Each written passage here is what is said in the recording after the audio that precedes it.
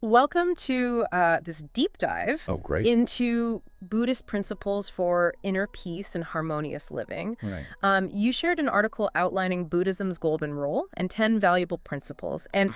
I have to say, it's already sparking some thought-provoking ideas. Okay. What really caught my eye is how these ancient teachings can be applied to our modern lives, Yeah. helping us navigate challenges and find greater fulfillment. It is fascinating how relevant these principles remain, Right. even in today's fast-paced world. Yeah. They offer a framework for understanding ourselves and the world around us, and for cultivating a sense of peace and well-being, even amidst the chaos. Exactly. Like, how do we deal with the fact that everything is constantly changing? How do our actions create ripples that affect others? Right. And how can we find that elusive sense of balance in a world that seems to pull us in a million different directions? Yeah. There's even a story in here about a musician who found true depth in their art by embracing the middle path. I'm really curious to explore that further. Yeah, let's start with the foundation of Buddhist thought, Okay. the principles of impermanence and interconnection. Okay, let's dive in. Sure.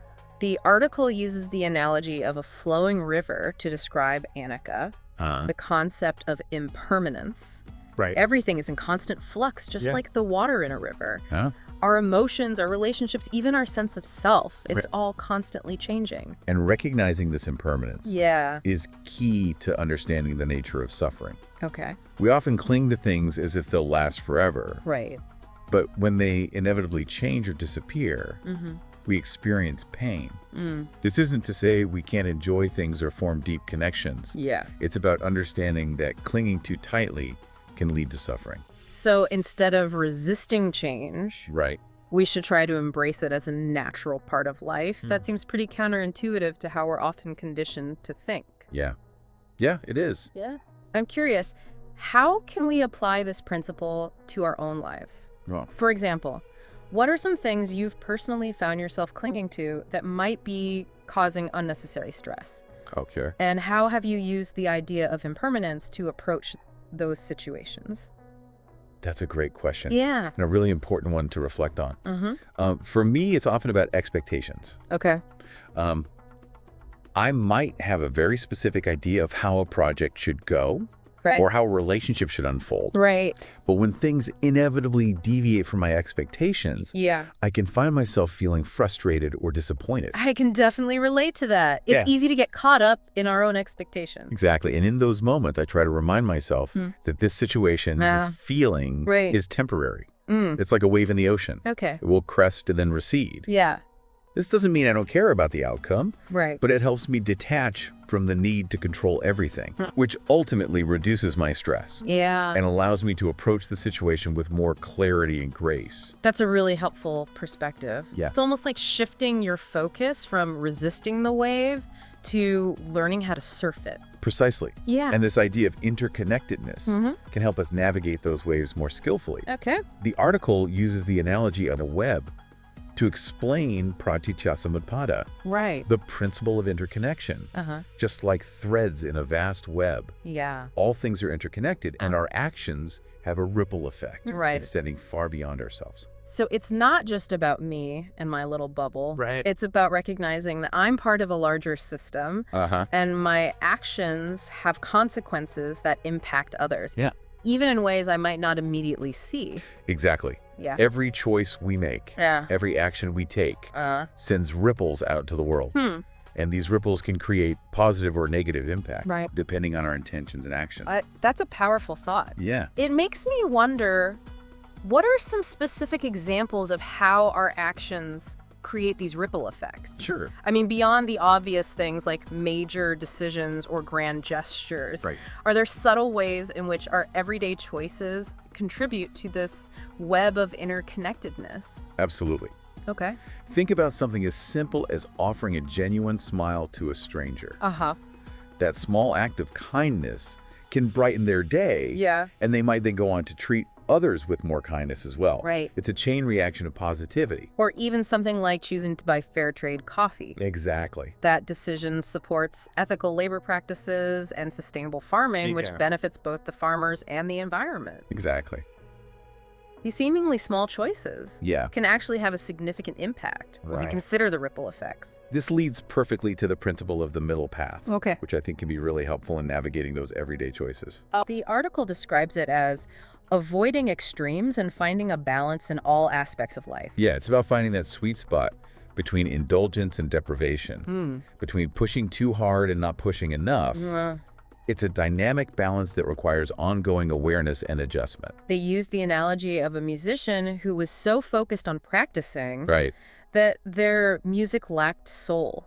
No. Their teacher encouraged them to find balance by experiencing life outside of music to bring more depth to their art. That's a great example of how the middle path can apply to any pursuit. Yeah, Not true. just spiritual practice. Yeah. It's about recognizing that different aspects of our life nourish and inform each other.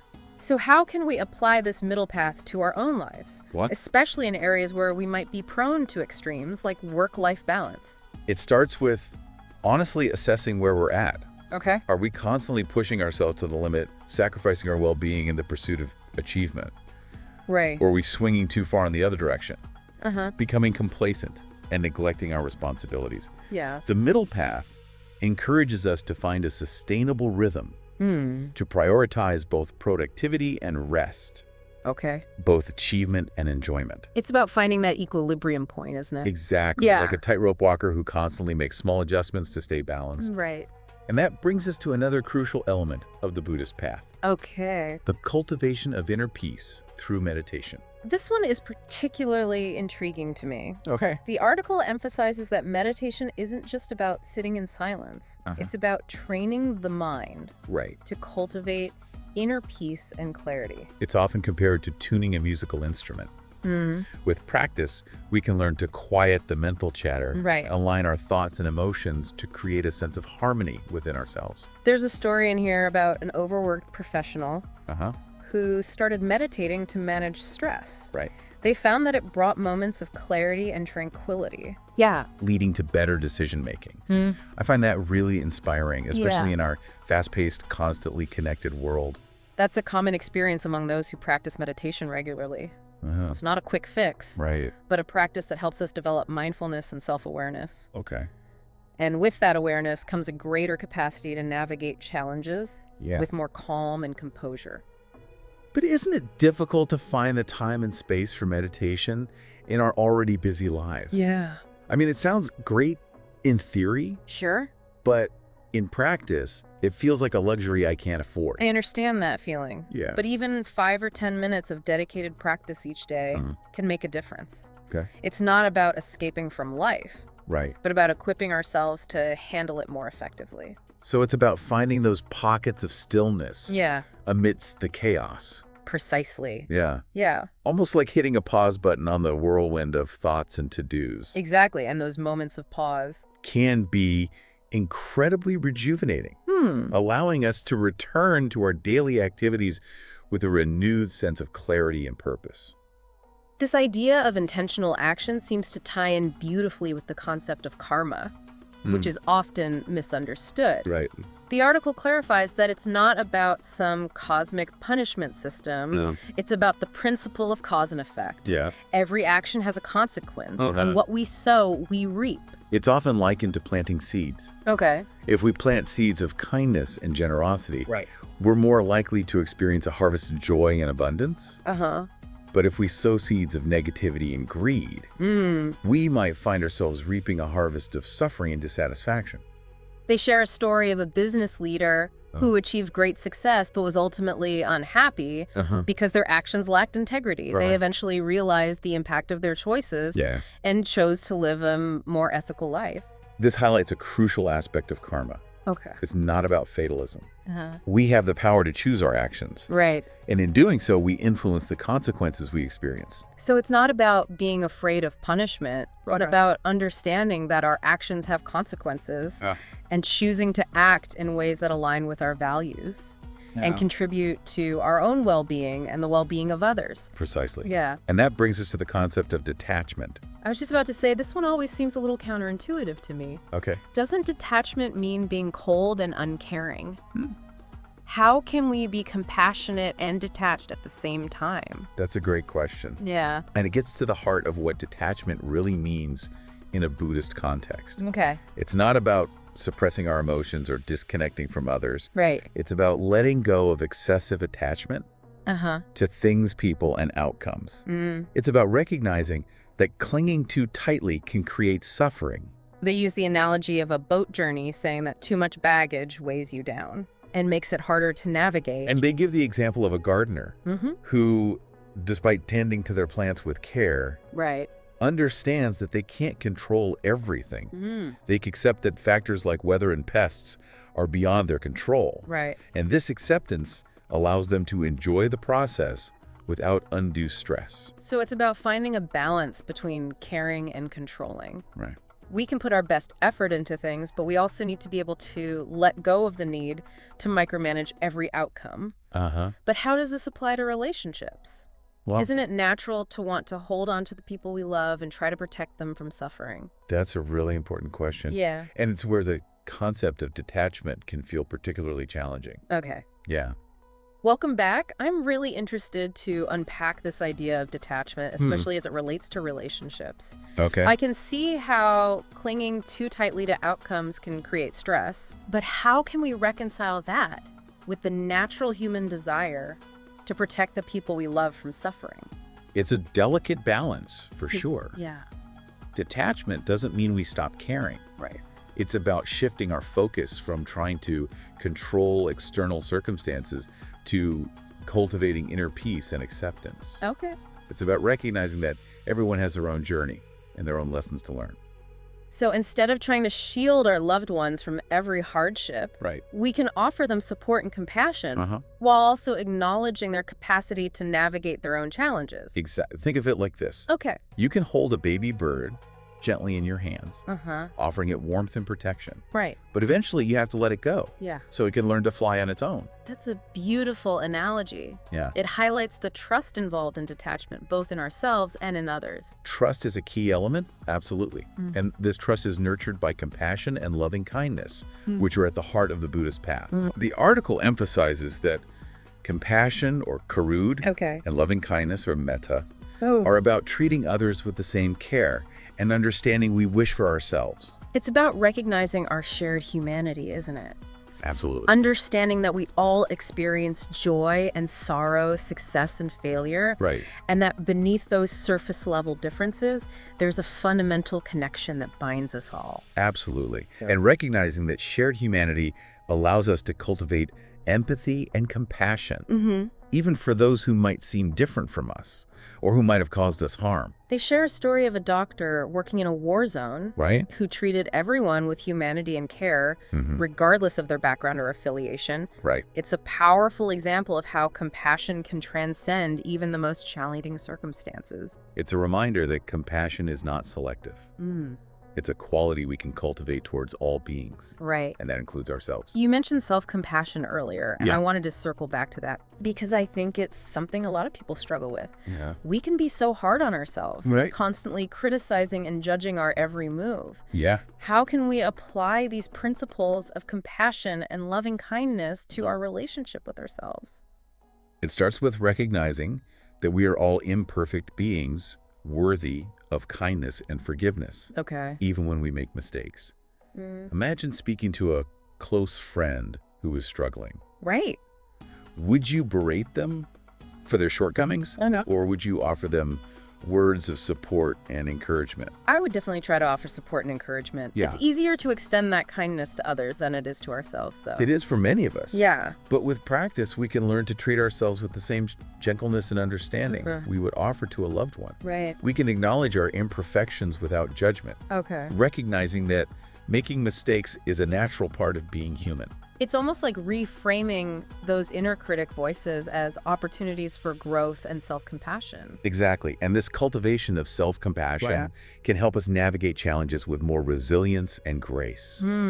It allows us to face our fears and insecurities with greater courage and to approach our goals with the spirit of self-acceptance rather than self-criticism. And this journey of self-discovery and growth seems to be intertwined with the next principle, wisdom and understanding. Yes, wisdom, or prajna, Okay.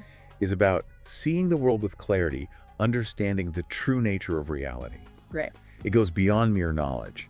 It's about developing a deep understanding of the interconnectedness of all things and the impermanent nature of life.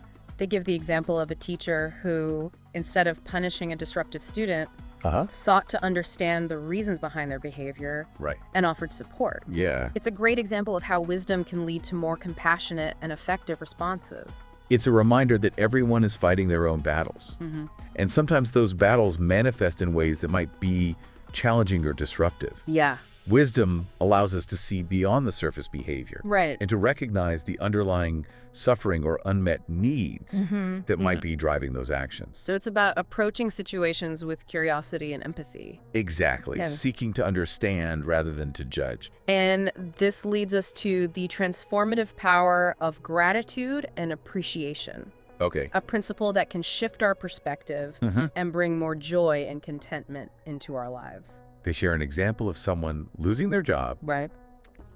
And instead of despairing, finding gratitude for the support of loved ones and the opportunity to explore new paths, it's a reminder that even in challenging times, there's always something to be grateful for. Gratitude is a practice. Yeah. It's about actively seeking out and appreciating the good in our lives, even amidst difficulties. It's about recognizing the abundance that surrounds us, from the simple pleasures of a warm cup of tea to the profound beauty of a sunset. It's about shifting our focus from what we lack to what we have, isn't it? Exactly. It's about recognizing the blessings in our lives, both big and small. Exactly. And this practice of gratitude can have a profound impact on our well-being. Okay. Studies have shown that people who regularly practice gratitude experience greater happiness, stronger relationships, and improved physical health. It's amazing how such a simple practice can have such far-reaching effects. Yeah. And this emphasis on mindful awareness seems to connect beautifully with the final principle we'll be exploring, silence and active listening. In our noisy, fast-paced world, silence is often undervalued. But the article highlights its importance in fostering meaningful communication and deeper connections. Okay. It creates space for understanding, allowing us to truly hear and empathize with others. They share the story of a counselor who worked with troubled youth, offering them a safe space to express themselves without judgment. Right. It's a powerful example of how silence and active listening can create a sense of trust and understanding. Silence isn't about the absence of sound. It's about creating a space for authentic connection. Right. It's about quieting our own internal chatter so that we can truly listen to what others are saying, both verbally and non-verbally. It's about being fully present in the moment, isn't it? Precisely. Putting aside our own agendas and distractions so that we can truly see and hear the person in front of us. Precisely. And this quality of presence is essential for cultivating empathy and compassion. When we listen deeply without judgment or interruption, we create a space for others to feel seen, heard, and understood. I love that. It's about recognizing the inherent worth and dignity of each person, regardless of their background or beliefs. And this recognition of our shared humanity brings us full circle to the Golden Rule of Buddhism, which the article positions as a culmination of all these teachings. You mentioned the Golden Rule earlier, and I'm curious to explore that in more detail. Now that we've discussed all these foundational principles, what exactly is the Golden Rule in Buddhism, and how does it tie into everything we've been discussing? The Golden Rule in Buddhism is beautifully simple, yet profound. Treat others with the same kindness and respect that you desire for yourself. It's a universal principle found in many cultures and spiritual traditions. And in Buddhism, it's deeply intertwined with the concepts we've been exploring. Impermanence, interconnection, compassion, wisdom, they all converge in this call for universal kindness.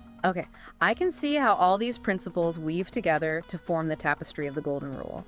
If we understand that everything is impermanent, that we're all interconnected, and that compassion and wisdom are essential qualities to cultivate, then it naturally follows that we would want to treat others with the same kindness and respect we would want for ourselves. Exactly. The Golden Rule isn't just a nice idea. It's a practical guide for living a more harmonious and fulfilling life. It's about aligning our actions with our deepest values.